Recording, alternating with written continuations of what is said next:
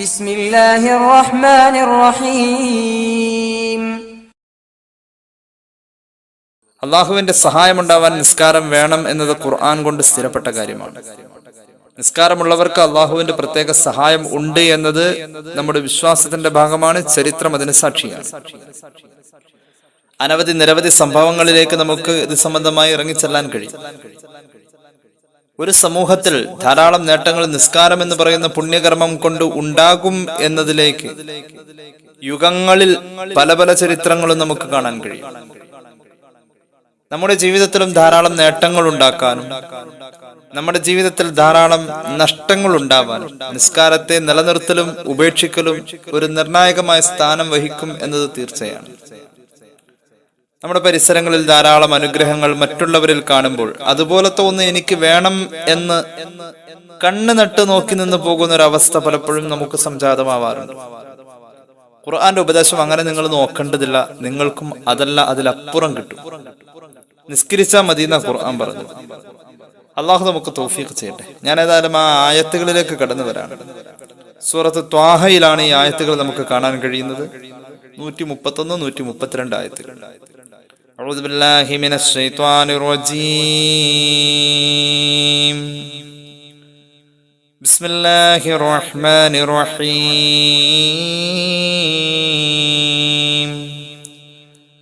ولا تمدن عينيك إلى ما متعنا به أزواجا منهم زهرة الحياة الدنيا لنفتنهم فيه ورزق ربك خير وأبقى وأمر أهلك بالصلاة واصطبر عليها لا نسألك رزقا نحن نرزقك والعاقبة للتقوى. അല്ലാഹു പറയുന്നു, നിന്റെ പരിസരങ്ങളിൽ അനുഗ്രഹങ്ങൾ കാണുമ്പോൾ കണ്ണ് ചിമ്മാതെ അങ്ങോട്ട് നോക്കി നിൽക്കേണ്ടതില്ല. ഇലാമാ മത്തഅനാ ബിഹി അസ്വാജം മിൻഹും സഹറത്തുൽ ഹയാത്തിദ് ദുനിയാ. പല വിഭാഗം ആളുകൾക്കും നാം ഐഹിക ജീവിതാലങ്കാരം അവരുടെ അനുഭവത്തിലേക്ക് നാം കൊടുത്തത് നീ നിന്റെ ദൃഷ്ടി പതറാതെ നോക്കി നിന്ന് അത്ഭുതപ്പെടേണ്ടതില്ല. അവരെ പരീക്ഷിക്കാൻ വേണ്ടിയായിരിക്കും അല്ലാഹു അത് നൽകിയത്. എന്നാൽ വരിസ്ഖു റബ്ബിക ഖൈറുൻ വഅബ്ഖാ. പരീക്ഷിക്കാൻ വേണ്ടി നീ കാണുന്നോടത്തൊക്കെ വലിയ വലിയ അനുഗ്രഹമുള്ളവർക്ക് അത് പരീക്ഷണമായിരിക്കും. നീ നിന്റെ റബ്ബിൽ നിന്നും നേടിയെടുക്കുകയാണെങ്കിൽ പരീക്ഷണമില്ലാതെ നിനക്ക് ഖൈറായ നിലയിൽ കിട്ടുകയും ചെയ്യും. നീ കാണുന്ന വലിയ വലിയ അനുഗ്രഹങ്ങളൊക്കെ അവരെ പരീക്ഷിക്കാൻ വേണ്ടി കൊടുത്തായിരിക്കും. എന്നാൽ അതുപോലത്തെ നിനക്ക് കിട്ടും പരീക്ഷിക്കാൻ വേണ്ടി അല്ലാത്ത നിലക്ക്. അതിന് നീ നിന്റെ റബ്ബിൽ നിന്നും അത് നേടാനുള്ള വഴി സ്വീകരിച്ചോ. വരിസ്ഖു റബ്ബിക ഖൈറുൻ വഅബ്ഖാ. അള്ളാഹു തരാന്ന് വെച്ചാൽ പരീക്ഷിക്കാൻ വേണ്ടി കൊടുത്തതുപോലെ അല്ല, അല്ലാതെ അള്ളാഹു ഓശാരമായി തരാന്ന് വെച്ചാൽ അതിനൊക്കെ എത്രയോ നന്നായിട്ട്, ഈ ദുനിയാവിലുള്ളതിനേക്കാൾ ഏറ്റവും നന്നായിട്ട് പടച്ചോന്റെ പൊരുത്തത്തോടു കൂടെ നിനക്കത് കിട്ടും. അതിന് നീ എന്ത് ചെയ്താൽ മതി? ആ കാണുന്ന അനുഗ്രഹങ്ങളൊക്കെ നിനക്ക് കിട്ടും. അവിടെ കൊടുത്തത് പരീക്ഷിക്കാൻ വേണ്ടി, പരീക്ഷിക്ക എന്ന അർത്ഥത്തിൽ അല്ലാതെ നിനക്ക് കിട്ടും. അതിന് നീ എന്ത് ചെയ്താൽ മതി? നീ ഒറ്റക്ക് പോരാ, നിന്റെ കുടുംബവും കൂടി കൂടണം. വഅ്മുർ അഹ്ലക ബിസ്സലാ. ആദ്യം നീ കൃത്യമായി നിസ്കരിക്കണം, ജമാഅത്ത് പാലിക്കണം, അതുപോലെ തന്നെ നിന്റെ സമയം പാലിക്കണം. അതോടൊപ്പം തന്നെ നിന്റെ കുടുംബവും ഇതുപോലെ ആവണം. നീയും നിന്റെ കുടുംബവും ഈ വിഷയത്തിൽ കറക്റ്റ് ആണ് എങ്കിൽ, ഏത് വിഷയം? നിസ്കാരത്തിന്റെ വിഷയത്തിൽ കറക്റ്റ് ആണ് എങ്കിൽ അള്ളാഹു അതുപോലെ തന്നെ തരും. ഇത്തിരി പ്രയാസ. വസ്തബിർ അലൈഹ. നീയും കറക്റ്റാണ് നിസ്കാരത്തിന്റെ വിഷയത്തിൽ, നിന്റെ കുടുംബത്തിലെ എല്ലാവരും കറക്റ്റാണ്. വസ്തബിർ അലൈഹ. അത് കറക്റ്റായിട്ട് കൊണ്ടുപോകാൻ നല്ല ക്ഷമ വേണം.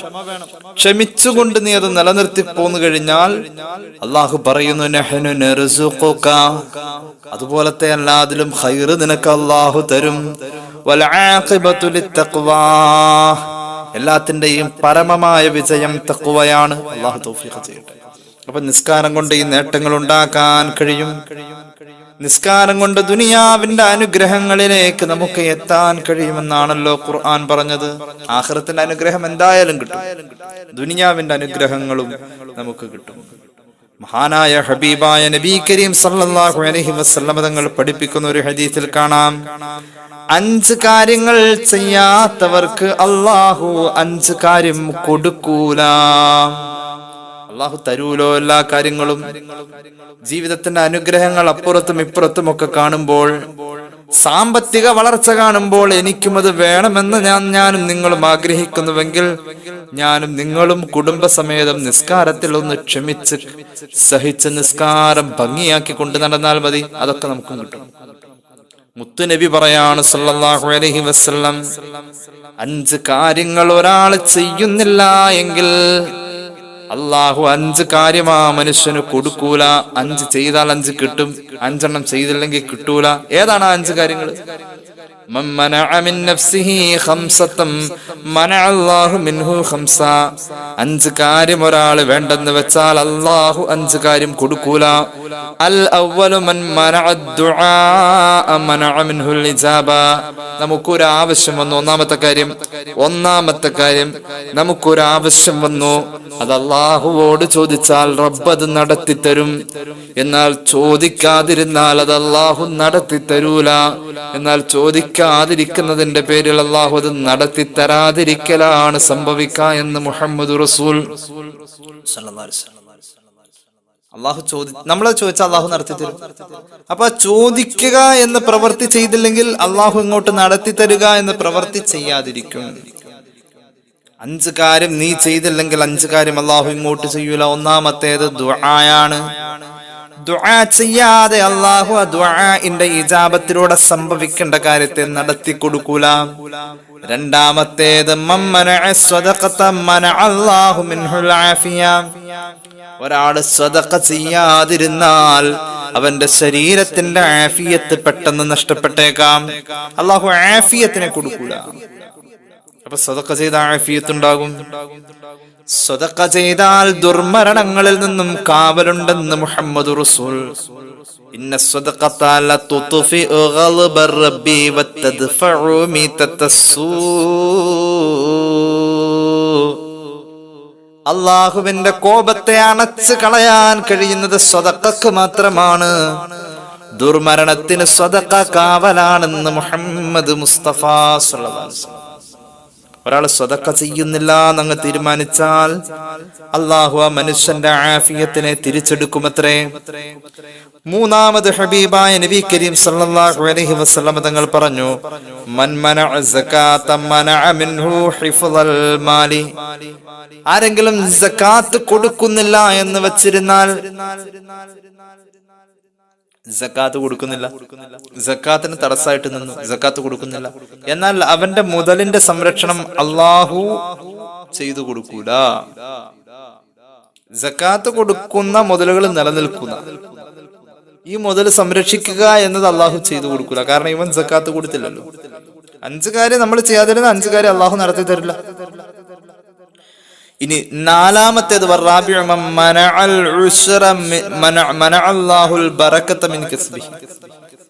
നനച്ചുണ്ടാക്കിയ സക്കാത്ത് പോലെയുള്ള നമ്മുടെ ഭക്ഷ്യവസ്തുക്കളിലൊക്കെ അതിൽ നിന്നും നിർബന്ധമായ ദാനമൊക്കെ ഉണ്ട്. അല്ലെങ്കിൽ നമ്മൾ ജോലി ചെയ്തുണ്ടാക്കുന്നതിന്റെ ഒരു വിഹിതം അതിന്റെ നിർബന്ധിതമായ ദാനധർമ്മങ്ങളിൽ നമ്മൾ ശ്രദ്ധിച്ചില്ലെങ്കിൽ ആ ജോലിയുടെ ബർക്കത്ത് അല്ലാഹു തരൂല.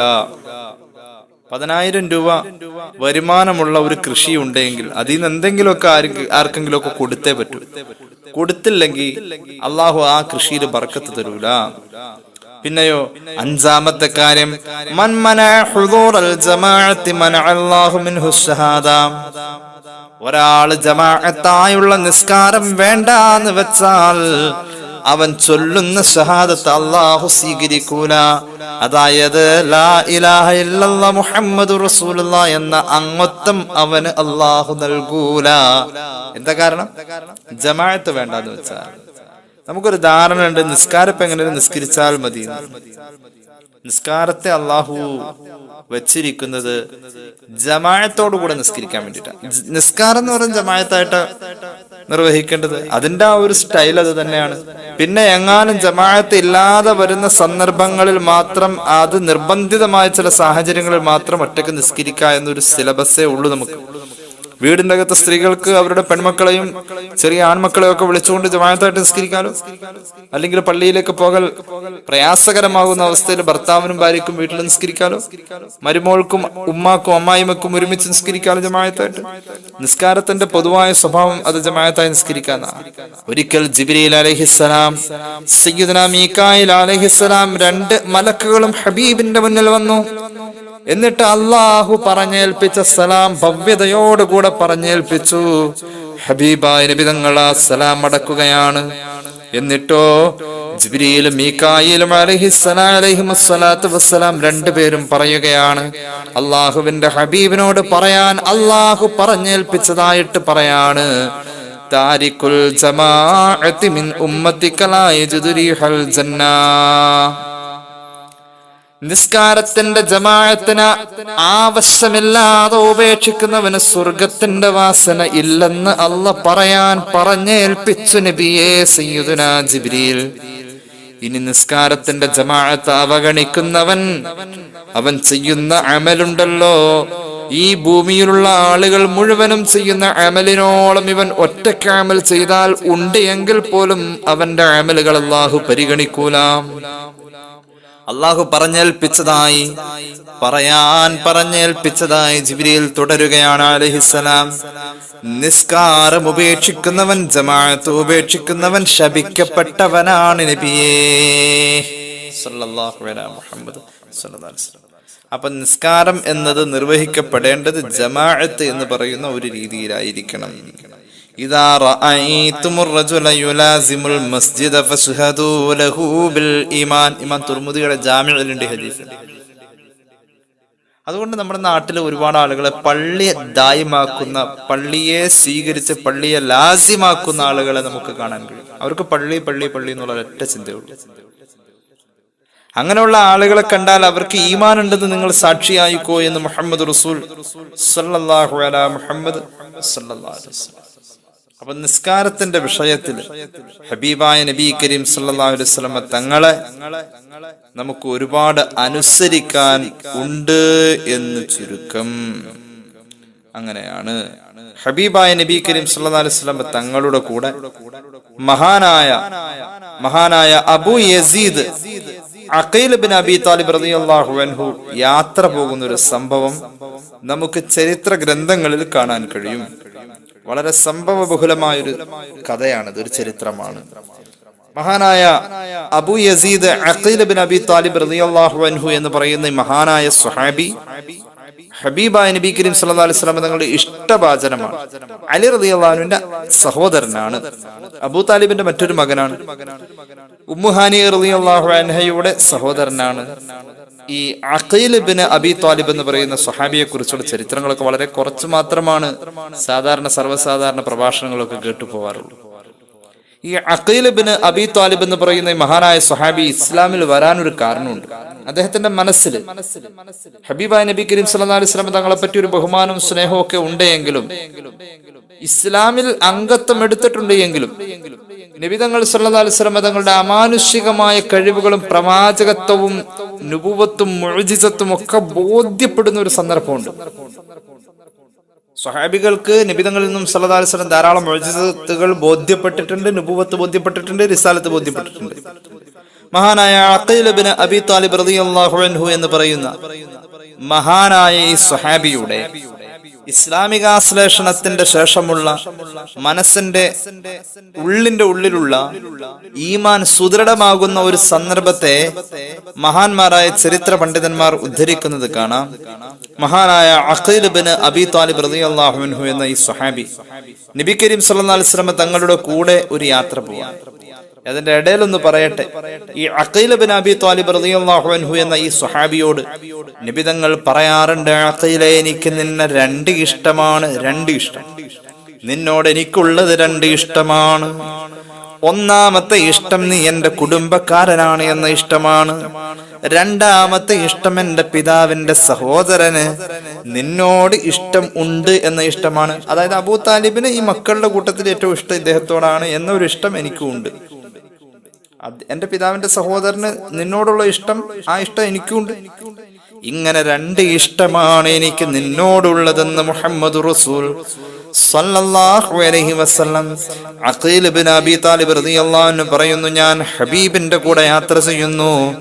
ആ സമയത്ത് ഞാൻ 3 കാര്യങ്ങൾ കാണുകയാണ്.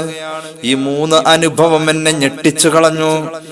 എന്റെ മനസ്സിന്റെ അകത്തുള്ള ഈമാൻ സ്ഥിരപ്പെടുന്നത് ആ 3 അനുഭവം എനിക്കുള്ളപ്പോഴാണ്. ഒരു യാത്ര തന്നെയാണ് 3 അനുഭവം. അതിൽ ഒന്നാമത്തെ അനുഭവം فأولها أن النبي صلى الله عليه وسلم أراد أن يقضي حاجته وكان بحذائه أشجار. അള്ളാഹുവിന്റെ ഹബീബ് സല്ലല്ലാഹു അലൈഹി വസല്ലം യാത്രയിൽ അവിടുത്തെ ആവശ്യ നിർവഹണത്തിന് വേണ്ടി, അവിടുത്തെ മറ്റു ആവശ്യ നിർവഹണത്തിന് വേണ്ടിയിട്ട് അവിടുന്ന് ഒന്ന് വിശ്രമിക്കാനും അതിനുമായി യാത്രയുടെ ഇടയിൽ ഇറങ്ങി. വിജനമായൊരു സ്ഥലം. പൊതുവെ നാണം കൂടുതലുള്ള ഒരു പ്രകൃതമാണ് മുഹമ്മദ് റസൂൽ സല്ലല്ലാഹു അലൈഹി വസല്ലം തങ്ങൾക്കുള്ളത്. അവിടുന്ന് ഒന്ന് കുളിക്കണം, അവിടുത്തെ ആവശ്യങ്ങൾ നിർവഹിക്കണം, ഒതു എടുക്കണം, അതിനൊക്കെ ഒരു മറ വേണമെന്ന് പൊതുവെ താല്പര്യപ്പെടുന്ന ഒരാളാണ്. പബ്ലിക്കായി കുളിക്കലൊന്നുമില്ല. മുഹമ്മദ് റസൂൽ സല്ലല്ലാഹു അലൈഹി വസല്ലം തങ്ങൾ ഇപ്പോൾ നിലവിൽ യാത്രയ്ക്ക് വിശ്രമിക്കാൻ തെരഞ്ഞെടുത്തിരിക്കുന്ന ഈ സ്ഥലത്ത് ധാരാളം മരങ്ങൾ ചുറ്റിലുമുണ്ട്. വലിയ വലിയ മരങ്ങൾ.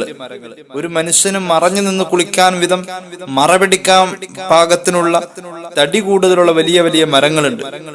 ഹബീബായ നബി തങ്ങൾ ഇപ്പോൾ ഇറങ്ങി നിൽക്കുന്നിടത്ത് മരങ്ങളില്ല, ചുറ്റുവട്ടത്തുമുണ്ട്. അതിൽ നിന്നും 2-3 മരങ്ങളൊക്കെ ഒന്ന് അടുത്തടുത്ത് കിട്ടായിരുന്നെങ്കിൽ വലിയ സൗകര്യമായി. ഹബീബായ നബി തങ്ങൾ എന്നോട് പറഞ്ഞു, മോനെ നീ അവിടെ ചെന്നിട്ട് ആ മരങ്ങളോട് പറയണം, ഇന്ന റസൂലല്ലാഹി സ്വല്ലല്ലാഹു അലൈഹി വസല്ലമ യഖൂലു തആലൈന വകൂനി ലീ സിതറാ ഫഇന്നി ഉരീദു അൻ അതവല്ലാ. മോനെ അഖീലേ, നീ അവിടെ ചെന്നുകൊണ്ട് ആ മരങ്ങളോട് പറയേ, അള്ളാഹുവിന്റെ റസൂല് പറഞ്ഞയച്ചിട്ടാണ് ഞാൻ വരുന്നത്, നിങ്ങളൊന്ന് വന്ന് എനിക്ക് മറ പിടിക്കുമോ എന്ന് ചോദിക്കും മോനെ അവിടെ ചെന്ന്. അങ്ങനെ ചോദിച്ചാൽ ആ മരങ്ങൾ ഇവിടെ വന്ന് എനിക്ക് മറയിട്ട് കഴിഞ്ഞാൽ എനിക്ക് സ്വസ്ഥമായി ഒന്ന് ഉളൂ ചെയ്യാമല്ലോ, മറയിൽ നിന്നും ഉളൂ ചെയ്യാം. മഹാനായ അഖീൽ ഇബ്നു അബീ താലിബ് റളിയല്ലാഹു അൻഹു എന്ന് പറയുന്ന ഈ സഹാബി വലിയ പ്രതീക്ഷയൊന്നുമില്ല. എന്തുട്ടായി പറയുന്നത്, ആ നിൽക്കുന്ന മരത്തോടൊക്കെ ഇവിടെ വരാൻ പറയാനോ? വന്നത് തന്നെ. ഈമാൻ ഉള്ളിൽ സ്ഥിരപ്പെട്ടിട്ടില്ല കേട്ടോ. അഖീൽ ഇബ്നു അബീ താലിബ് റളിയല്ലാഹു അൻഹു പറയാണ്, ഫഖറജ്തു ഫമസ്തത്മംതു റിസാല. അല്ലാഹുവിന്റെ ഹബീബ് സല്ലല്ലാഹു അലൈഹി വസല്ലം തങ്ങളുടെ റിസാലത്തിനെ, അല്ലാഹുവിന്റെ റസൂൽ എന്ന് ഞാൻ പറഞ്ഞു തീരുന്നതിന് മുമ്പേ മരങ്ങളുടെ കടപുഴുകിയിട്ട് വേരിൽ നിന്നും മണ്ണടർന്ന് വീഴും വിധം അശ്ജാറു സാജിദതൻ തംശി ഇലൈഹി ബിലാ സാഖിം വലാ ഖദമി മൗലായ സല്ലി വസാ ലിം ദായിമൻ അബദാ അലാ ഹബീബിക ഖൈറിൽ ഖൽഖി കുല്ലിഹിം.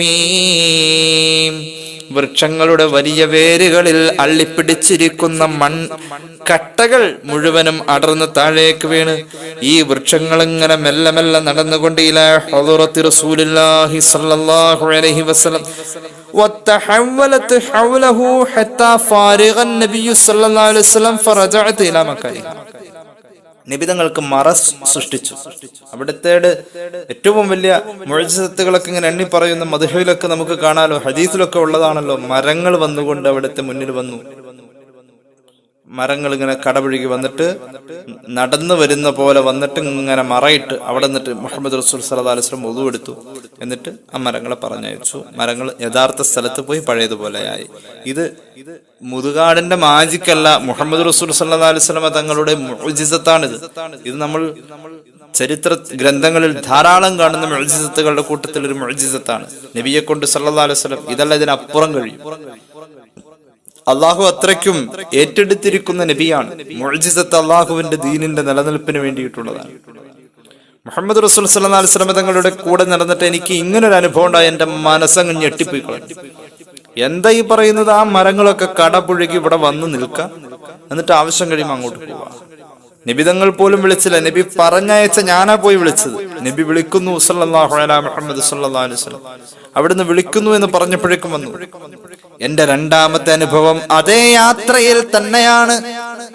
യാത്ര പിന്നെയും തുടർന്നു. എനിക്ക് ശക്തമായ ദാഹം വന്നപ്പോൾ ഞാൻ കുടിക്കാൻ വെള്ളം തേടി. എവിടെയും വെള്ളമില്ല. അങ്ങനെ ഞാൻ ഹബീബായ നബി കരീം സല്ലല്ലാഹു അലൈഹി വസല്ലമ തങ്ങളോട് വെള്ളം ചോദിച്ചു. നബിയേ, എനിക്ക് വെള്ളം വേണം. അള്ളാഹുവിന്റെ ഹബീബ് പറഞ്ഞു, മോനെ, ഈ പർവ്വതത്തിന്റെ താഴേക്ക് ഇറങ്ങിച്ചെല്ല്. എന്നിട്ട് അവിടെ ചെന്നിട്ട് ഈ വലിയ പാറയാകുന്ന പർവ്വതത്തോട് നീ പറയ്, ഞാൻ ഈ പർവ്വതത്തിന് സലാം പറഞ്ഞതായിട്ട്. അങ്ങനെ അദ്ദേഹം ആ കുന്നിന്റെ മുകളിൽ നിന്ന് താഴെ ഇറങ്ങി ആ വലിയ പാറക്കെട്ടിനോട് മുഹമ്മദ് റസൂൽ സല്ലല്ലാഹു അലൈഹി വസല്ലം തങ്ങൾ പറഞ്ഞ സലാം അറിയിച്ചു. അങ്ങനെ ആ പാറക്കെട്ടിനോട് ഹബീബായ നബിതങ്ങൾ വെള്ളം ചോദിച്ചു എനിക്ക് വേണ്ടിയിട്ട്. അതങ്ങട്ട് പറഞ്ഞു. പറഞ്ഞപ്പോൾ സുബ്ഹാന റബ്ബി, പർവ്വതം സംസാരിക്കാൻ തുടങ്ങി. ഫമസ്തത്മംതു ഹത്താ ഖാലൽ ജബലു ബികലാമിൻ ഫസീഹ്. ഓ അഖീൽ ഇബ്നു അബീ ത്വാലിബേ, നീ അല്ലാഹുവിന്റെ റസൂലിനോട് അവിടെ പോയിട്ട് പറയണം, അന മുൻദു യൗമി അൻസലല്ലാഹു ഹാദിഹിൽ ആയാ യാ അയ്യുഹല്ലദീന ആമനൂ ഖൂ അൻഫുസകും വഅഹ്ലീകും നാറ വഖൂദുഹൻ നാസു വൽ ഹിജാറ.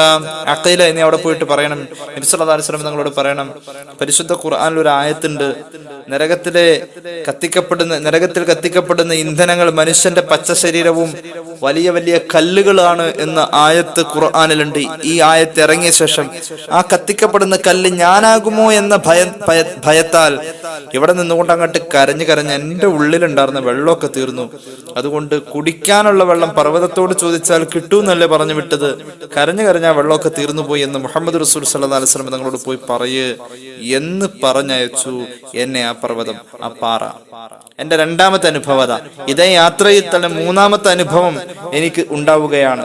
മുഹമ്മദ് റസൂൽ സല്ലല്ലാഹു അലൈഹി വസല്ലം തങ്ങളുടെ കൂടെ ഇങ്ങനെ പോകുമ്പോ പെട്ടെന്ന് ഞങ്ങൾ ഒരു ഒട്ടകത്തെ കണ്ടു.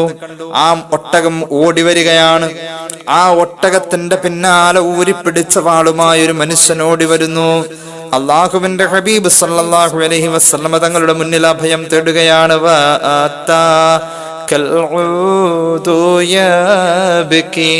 وتذلل بين يديك واستجارك يا حبيبي عندك لبي النفور.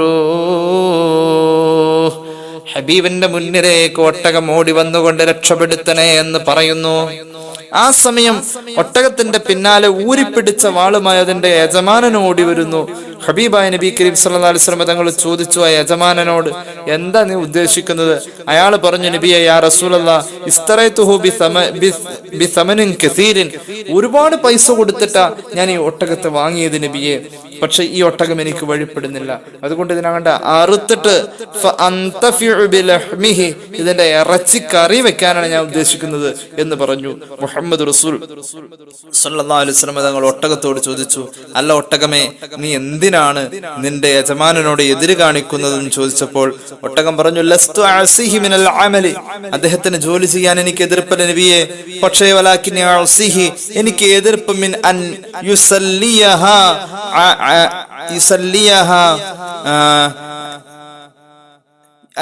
എനിക്ക് എതിർപ്പുള്ളത് വലാകിന്നി അഅസിഹി മിൻ ദാലികൽ അമലിൽ ഖബീഹ് ഇൻദഹു ലിഅന്നൽ ഖബീലത അല്ലതി ഹുവ ഫീഹാ യനാമൂന അൻ സ്വലാത്തിൽ ഇശാഇൽ ആഖിറ. നബിയെ, അയാൾക്ക് ജോലി ചെയ്തു കൊടുക്കാനൊന്നും എനിക്ക് എതിർപ്പില്ല. ഇദ്ദേഹം ഉൾപ്പെട്ട ആ സമൂഹം രാത്രി ഇശ നിസ്കരിക്കാതെ കിടന്നുറങ്ങാറുണ്ട്. ആ വിഷയത്തിൽ എനിക്ക് അവരോട് എതിർപ്പുണ്ട് എന്നല്ലാതെ വ്യക്തിപരമായി ഇയാളോട് എനിക്ക് എതിർപ്പില്ല എന്ന് പറഞ്ഞു. അതുകൊണ്ട് അങ്ങ് അവർ ഇശ നിസ്കരിക്കുന്ന കാര്യത്തിൽ എനിക്ക് ഉറപ്പ് തന്നാൽ അയാൾക്ക് വഴിപ്പെടാൻ ഞാനും ഉറപ്പ് തരാം നബിയെ. ഒരു ഒട്ടകത്തെ കൊണ്ടുപോലും ഒരു മുഅ്ജിസത്തിന്റെ പ്രവാചകൻ ഇങ്ങനെ സംസാരിപ്പിക്കുകയാണ്. ധാരാളം ചരിത്ര ഗ്രന്ഥങ്ങൾ ഈ സംഭവം രേഖപ്പെടുത്തിയതാണ്. ഈ സംഭവം കൂടി ഞാൻ കണ്ടപ്പോൾ അഖീൽ ഇബ്നു അബീ ത്വാലിബ് റളിയല്ലാഹു അൻഹു പറയാണ്, എൻ്റെ മനസ്സിന്റെ അകത്തളത്തിൽ ഹബീബ് റസൂലുള്ളാഹി സ്വല്ലല്ലാഹു അലൈഹി വസല്ലമ തങ്ങളോടുള്ള ആ ഈമാന്റെ ബന്ധം ദൃഢമാവുകയാണ്. അപ്പൊ നിസ്കാരത്തിന്റെ വിഷയത്തിൽ ഒട്ടകം പോലും ഭയന്നിരുന്നത് അള്ളാഹുവിന്റെ അദാബ് ആ ജനതയിൽ സംഭവിക്കും എന്ന വിവേകത്തോടു കൂടെയായിരുന്നു എന്ന് ഈ ചരിത്രത്തിൽ നിന്ന് നമുക്ക് മനസ്സിലാക്കാം. അപ്പൊ നിസ്കാരം ചെറിയ കാര്യമല്ല, നിസ്കാരം വലിയ ഗൗരവമുള്ള ഒരു കാര്യം. ജീവിതത്തിന്റെ നേട്ടങ്ങൾ സ്വായത്തമാക്കാനും ജീവിതത്തിൽ വരാനിരിക്കുന്ന നഷ്ടങ്ങൾക്ക് കാവലേകാനും നിസ്കാരം എന്ന് പറയുന്ന പുണ്യകർമ്മം കൊണ്ടുള്ള രീതികൾ അള്ളാഹു വല്ലാത്ത ഒരു അവസ്ഥയിലാണ് ഇവിടെ സംവിധാനിച്ചിട്ടുള്ളത്. സർവശക്തനായ അള്ളാഹു നമുക്ക് നിസ്കാരം കൊണ്ട് നേട്ടമുണ്ടാക്കാനുള്ള ഭാഗ്യം നൽകട്ടെ എന്ന് ദുആ ചെയ്യുകയാണ്.